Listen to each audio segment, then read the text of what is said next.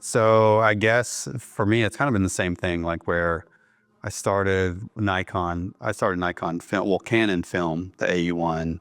Then I bought a Nikon in 70 and then 60, 35 millimeter.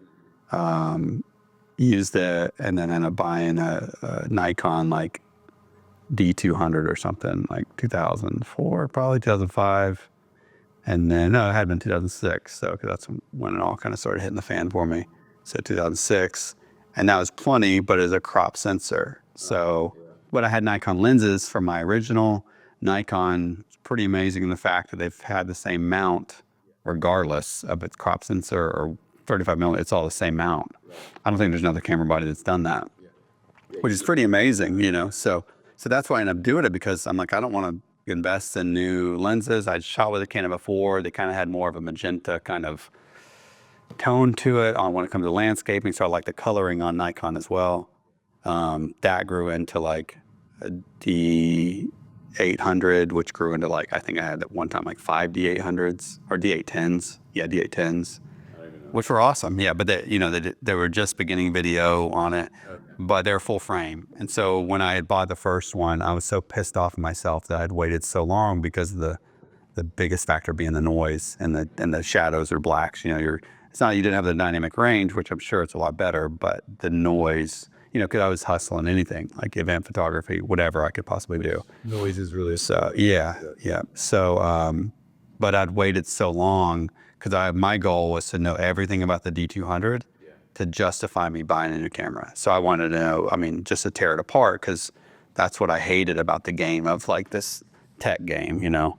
Well, So every year they make you feel like like what you just bought 2 years ago is totally Correct. to crap. You never use it ever again. yeah, what a screwed up industry. It's almost like it's the same thing as the car industry. It's like the same model. Yeah, This kind of thing. phones and all that stuff. It's just like Yeah, tech. man, if we could go back to the ads from 2 years ago, awesome this to me, and now it's like a piece of crap. Yeah.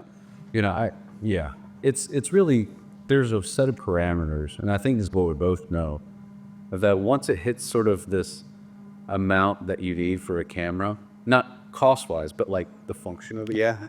Yeah. The rest is kind of great. Correct. Yeah. It's like once you kind of get to like a full frame. Well, and when you're shooting on manual, everything you're doing, you know, you're controlling it more so than Nikon or Canon or Sony or whatever, you know. Yeah. So It's like, what else do you need? but Nikon really started to suck for me.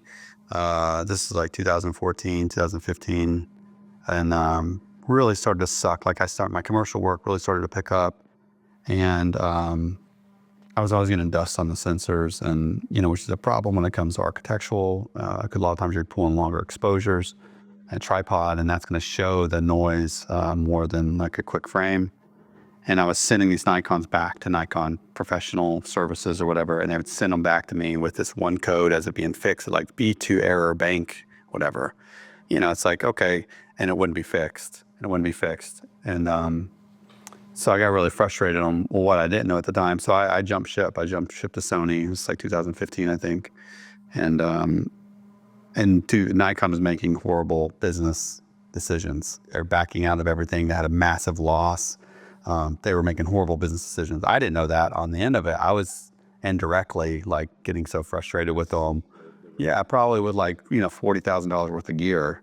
And like I'm treated like an amateur, and the professional services went down. So it was just really frustrating. So that's why I ended up jumping ship with Sony, because I started getting into more video. Yeah. And Which had really taken that game to like whole world. yeah, correct. They were just crushing it. And mirrorless came on the scene. That's about the time I think mirrorless was. Nikon's claiming they're never going to do it. Canon's claiming, hey, we're never going to do it. Nikon had a release, but even their releases would take like 2 years to have them released. So yeah, Sony was separating itself. But for me too, it was a big factor of underwater photography. So Nikon and Canon, you had to set your parameters. Like, okay, my ISO buffer here, my shutter speed buffer here. So you go into this like, and even like manual setting your f-stop. You're like, okay, I'm gonna have no control underwater, whether you're diving or free diving or whatever. Where Sony had that pop-up menu to change everything while you're underwater, and Aquatech housing is a game changer. You know, so you don't know how light it's gonna be. You don't know, there's so many different factors underwater. You don't want to take it out of the water housing. But yeah, that was one of the biggest factors for me. But it gets where I'm trying to shoot for what's appropriate on what I'm shooting, you know? So Yeah. yeah, a bunch of tech junk. So Yeah, man. I mean, and even with back to like the limited gear, it's like I firmly believe that you can probably accomplish probably 90% of what you need with like a lens. yeah.